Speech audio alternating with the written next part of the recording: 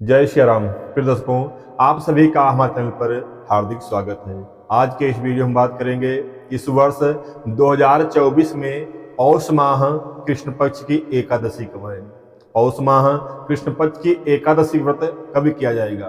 पौष माह कृष्ण पक्ष की एकादशी का नाम क्या है और ये एकादशी की तिथि कब से कब तक रहेगी। पौष माह कृष्ण पक्ष एकादशी व्रत के नियम, विधि और पारण का शुभ समय क्या है। इस एकादशी का इतना बड़ा महत्व क्या है, संपूर्ण जानकारी आपको इसी वीडियो में प्राप्त हो जाएगी। हमारी वीडियो आपको अच्छी लगे चैनल को सब्सक्राइब करके ये बेल आइकन को प्रेस जरूर कर दीजिएगा। एकादशी व्रत सभी व्रतों में सबसे श्रेष्ठ, उत्तम और महान व्रत कहा गया है। जैसे नदियों में गंगा, देवताओं में विष्णु, वृक्षों में पीपल और वर्णों में ब्राह्मण, देवताओं में विष्णु, ग्रहों में सूर्य देवता, ऐसे व्रतों में एकादशी व्रत सबसे श्रेष्ठ है। एकादशी व्रत करने से भगवान नारायण की असीम अनुकंपा प्राप्त होती है। भगवान नारायण की प्राप्ति के लिए, भगवान नारायण को प्रसन्न करने के लिए एकादशी व्रत किया जाता है।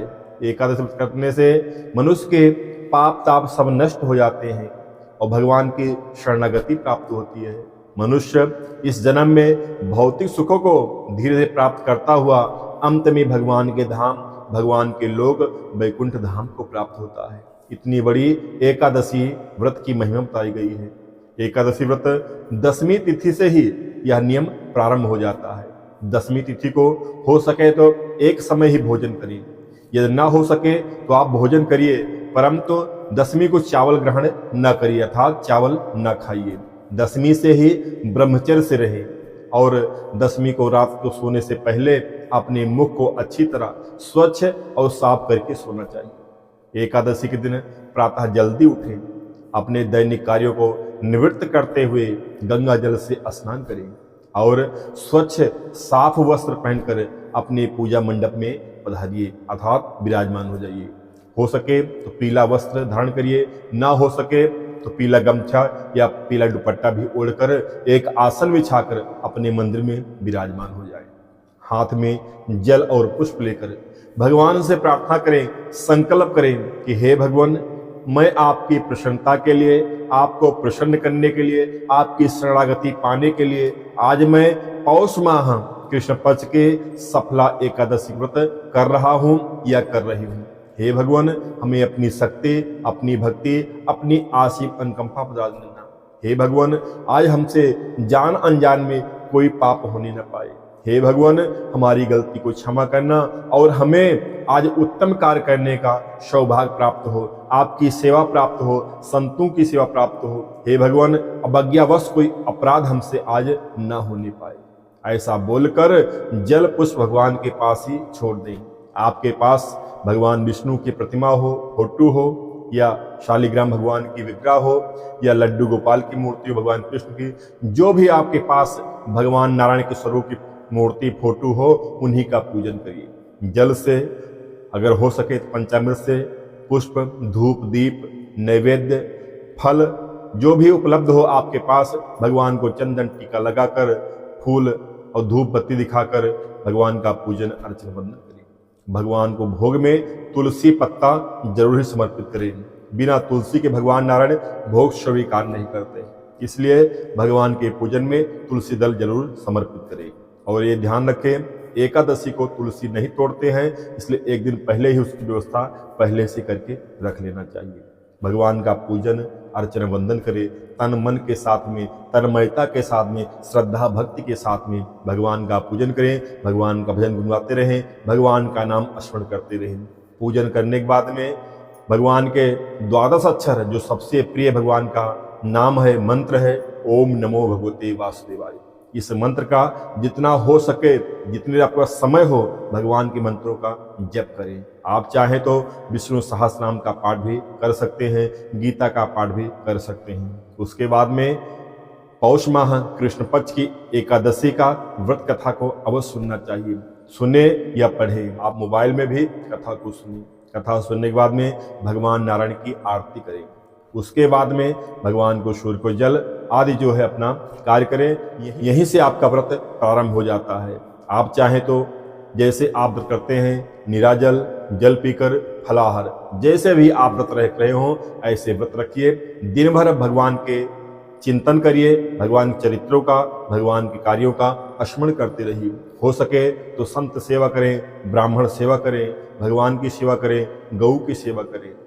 ना कर पाए तो मन भगवान के चरणों में लगा रहे। इस दिन जो है जानकर अवज्ञावश कोई अपराध ना होने पाए, इतना ध्यान रखिए। शाम को पुनः स्वच्छ होकर भगवान को धूप दीप आदि से भगवान का पूजन करें। रात्रि में जागरण करें, अगर पूरी रात जागरण कर सकते हैं तो करिए, नहीं तो 1-2 घंटा मध्य रात्रि तक अवश्य जागरण करना चाहिए। एकादशी के दूसरे दिन प्रातः फिर जल्दी उठे, स्नान आदि करके निमित्त होकर भगवान का पूजन अर्चन वंदन कर ले। पारण के समय अनुसार ही आपको पारण करना चाहिए। एकादशी व्रत का सबसे बड़ी खासियत, बहुत बड़ा विधान यह है कि हमें पारण के समय ही व्रत का पारण करना चाहिए, अर्थात त्रयोदशी लगने से पहले, 13 लगने से पहले हमें एकादशी पारण द्वादशी में ही कर लेना चाहिए। तभी आपको एकादशी पूर्ण फल प्राप्ति व्रत का तभी मिलेगा। तो इसलिए स्नान आदि करके, पूजन करके, ब्राह्मण के निमित्त सीधा खुराक निकाल कर रख दें, तब अपने व्रत का पारण करें। पारण में आप भगवान के चरणोदक या पंचामृत से आप पारण कर सकते हैं, या मुख में चावल डालकर भी आप एकादशी व्रत पारण कर सकते हैं। इस एकादशी का नाम अर्थात पौष माह कृष्ण पक्ष एकादशी नाम सफला एकादशी है। इस एकादशी करने से अनंत कार्य जो रुके हुए कार्य हैं वह सफल हो जाते हैं, पूर्ण हो जाते हैं। इतनी बड़ी महिमा कही गई है और कहा जाता है कि सफला एकादशी करने से 5000 वर्ष तक जो तपस्या करते हैं उसका फल इस एकादशी करने से, उससे अनंत गुना फल इस एकादशी करने से प्राप्त हो जाता है। इसलिए बहुत बड़ी महिमा इस पौष माह कृष्ण पक्ष सफला एकादशी की गाई गई है, बताई गई है। इस पौष माह कृष्ण पक्ष सफला एकादशी व्रत करने से भगवान नारायण की शरणागति प्राप्त होती है। इस एकादशी में भगवान नारायण की पूजा ही करना चाहिए और इस एकादशी व्रत कथा करने से अश्वमेध यज्ञ की फल प्राप्ति होती है। इतनी बड़ी महत्व इस एकादशी की बताई गई। इस वर्ष 2024 में पौष माह कृष्ण पक्ष एकादशी तिथि का प्रारंभ बुधवार 25 दिसंबर को रात्रि में 10:29 से हो रहा है, जो अगले दिन 26 दिसंबर गुरुवार को देर रात्रि में 12:43 तक तिथि एकादशी की रहेगी। अर्थात उदया तिथि के अनुसार पौष माह कृष्ण पक्ष सफला एकादशी का व्रत गुरुवार 26 दिसंबर 2024 को संपन्न किया जाएगा, व्रत किया जाएगा। इसकी पारण की बात करें तो शुक्रवार 27 दिसंबर को प्रातः 7:12 से लेकर 9:16 के मध्य एकादशी व्रत का पारण करना उत्तम रहेगा।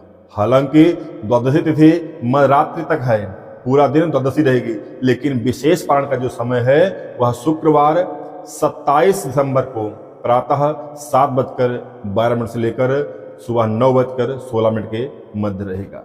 आप सभी को यह जानकारी अच्छी लगी हो, वीडियो हमारी आपको पसंद आई हो तो वीडियो को लाइक करके चैनल को सब्सक्राइब कर दीजिएगा और कमेंट में जय श्रीमन नारायण अवश्य लिखिएगा। यह वीडियो शेयर करके भी आप घर बैठे एक पुण्य का लाभ, पुण्य के भागी बन सकते हैं। धन्यवाद। जय श्रीमन नारायण।